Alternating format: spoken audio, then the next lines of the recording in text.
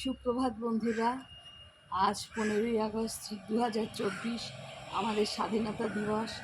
এই 78তম স্বাধীনতা দিবসে আপনারা শুভেচ্ছা গ্রহণ করবেন আমার কাছ থেকে। আর আমি একটু স্কুলে যাচ্ছি, স্কুলে অনেক প্রোগ্রাম আছে, সেগুলো অ্যাটেন্ড করব। পরে এসে আপনাদের সাথে দেখা হবে। হ্যাঁ, থাকুন আমার সাথে। বন্ধুরা, আবার আমি আপনাদের সামনে চলে এসেছি। সকালবেলায় সুপ্রভাত বলে গিয়েছিলাম। স্কুলে স্বাধীনতা দিবস উপলক্ষে আমাদের অনুষ্ঠান ছিল, পতাকা উত্তোলন, জাতীয় সঙ্গীত, ভাষণ, যাই হোক সব কিছু মিটিয়ে এসছি আপনাদের কাছে। এবার একটু আপনাদের সাথে কথা বলবো। তাই আজ 15ই আগস্ট 2024, এই 78তম স্বাধীনতা দিবসে প্রথমেই আপনাদের আরেকবার আমি শুভেচ্ছা জানাই স্বাধীনতা দিবসে। সেই সাথে যেসব বীর সেনানীরা তাদের জীবনকে আত্মবলিদান দিয়ে আমাদের স্বাধীনতা এনে দিয়েছিলেন, তাদের প্রতি সেই বীর যোদ্ধাদের প্রতি জানাই আমার সশ্রদ্ধ প্রণাম, শ্রদ্ধা, সম্মান।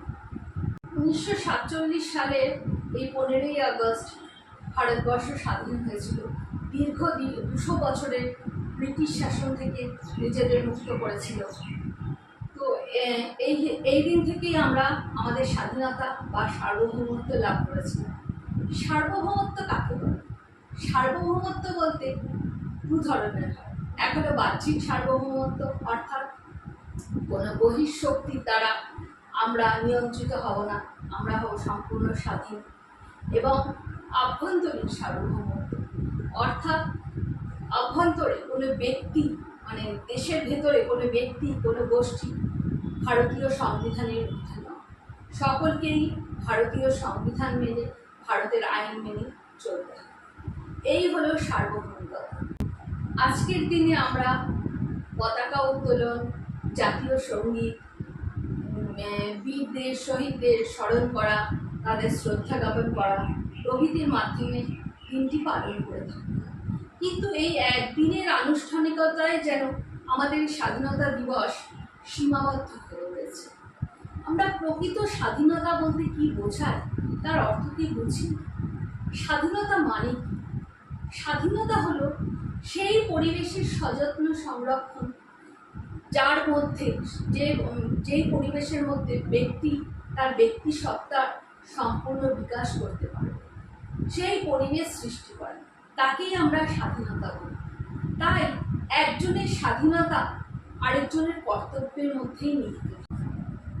এই কথা উপলব্ধি করে আমাদের সংবিধান প্রণেতাগণ যাতে ব্যক্তিসত্তার পরিপূর্ণ বিকাশ সম্ভব হয়, তার জন্য তারা সংবিধানের 3য় অধ্যায় ভারতীয় নাগরিকদের জন্য কিছু মৌলিক অধিকার লিপিবদ্ধ করেছে। এই অধিকারগুলোর মাধ্যমে ভারতীয় নাগরিকরা যাতে তার ব্যক্তিসত্তার সম্পূর্ণ বিকাশ করে। কিন্তু প্রত্যেকের স্বাধীনতা অপরের কর্তব্যের ওপর নির্ভরশীল। আমরা প্রত্যেকে যদি তার নিজ নিজ কর্তব্য পালন করি, তবেই কিন্তু প্রকৃত অর্থে প্রত্যেকে স্বাধীনতা ভোগ করতে পারে। একথা উপলব্ধি করে সংবিধান প্রণেতাগণ আবার 42তম সংবিধান সংশোধনের মাধ্যমে 1976 সালে ভারতীয় নাগরিকদের কিছু কর্তব্য অন্তর্ভুক্ত করেছে। বর্তমানে এই ভারতীয় নাগরিকদের কর্তব্যের সংখ্যা 11টি।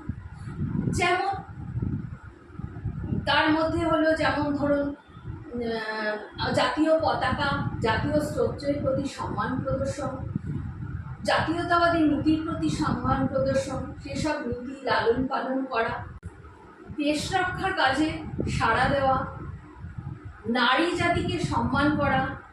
কিন্তু এই যে কর্তব্য রয়েছে, তার কতটুকু আমরা পালন করি? নারী জাতিকে সম্মানের কথাই যদি আসি, আমরা দিকে দিকে দেখি যে নারীদের প্রতি কি ভীষণ অত্যাচার হচ্ছে। ঘরোয়া অত্যাচার, পাশবিক অত্যাচার, আমরা একটু কান পাতলেই আমাদের কাছে আসে এইসব কথা। যাতেই বা বলবো কেন, নারী পুরুষ নির্বিশেষে প্রত্যেকের ওপর এখন অত্যাচার চলছে। দুর্বলের ওপর দিকে দিকে এই অত্যাচার বেড়ে চলেছে। কিন্তু এর থেকে আমাদের মুক্তি কোথায়, তার উত্তর জানি না। আজকে স্বাধীনতা দিবসে এসে মনে হয় সত্যিই কি আমরা স্বাধীন হয়েছি? আমরা কি সত্যিই সেই পরিবেশের সযত্নে সংরক্ষণ করতে পেরেছি যার মধ্যে ব্যক্তিসত্তার পরিপূর্ণ বিকাশ সম্ভব? চলুন না একটু উত্তর খোঁজার চেষ্টা করি, একটু প্রতিবাদে সামিল হই আমরা সকলেই। আমাদের সকলকেই এগিয়ে আসতে হবে। এটাও ঠিক, প্রত্যেক যুগে শুভ বুদ্ধি সম্পন্ন মানুষ আছে, খারাপ মানুষ যেমন আছেন, ভালো মানুষেরও অভাব নেই। তাই আমাদের সকলকে এগিয়ে এসে একসাথে পথ চলে এর প্রতিকার করতে হবে। তবেই আমরা সত্যিকারের স্বাধীনতার স্বাদ পাব। স্বাধীনতা দিবসের তাৎপর্য তখনই হবে। আমরা মানুষ, তাই আমরা আশাবাদী। আমরা আশা রাখি একদিন সেই পরিবেশ আসবে যেখানে আমরা সকলেই স্বাধীনতাকে করতে পারবো, স্ত্রী পুরুষ, ধনী নির্ধন সব নির্বিশেষে। তাই আবার যেন আমরা বলতে পারি, আবার যেন আমরা এই কথাই বলতে পারি যে বলো বলো বলো সবে, শত বিনা বেনুরবে, ভারত আবার জগৎ সভায় শ্রেষ্ঠ আসন লবে। এখন এখানে আসছি, পরে আবার আসবো।